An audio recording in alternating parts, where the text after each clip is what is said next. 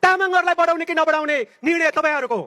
त्यसैले आदरणीय दाजुभाइ दिदीबहिनीहरू, तामाङले केही गरेन, तामाङले भएन, तामाङ खै त नेता, त्यसो भए त चुनावमा भोट हाल्नु पर्यो नि।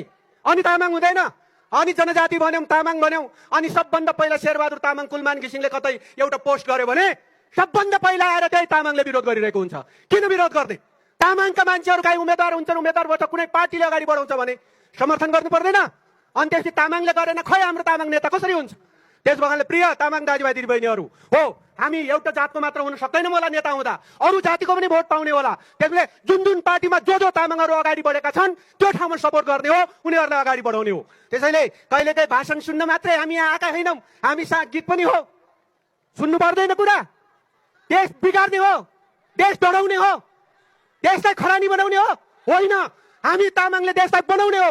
त्यसैले मेरो त एउटा उद्देश्य छ, मैले भनेको छु, सबै तामाङ दाजुभाइ दिदीबहिनीले सुन्नुहोस्। हाम्रा आनीहरूले, हाम्रा नाना आँगाहरूले कोदोको रक्सी बनाउँछन्, अनि बजारमा अलिकति ल्यायो भने पुलिस गएर घोप्ट्याउँछन्। त्यसैले मैले भनेको छु, जितेर आएपछि सिंहदरबारमा बसेर तामाङले बनाउने रक्सीलाई ब्रान्डिङ गरेर अन्तर्राष्ट्रिय बजारमा पुर्याएर नेपालका सबै तामाङहरूलाई धनी बनाउने कार्यक्रम हो।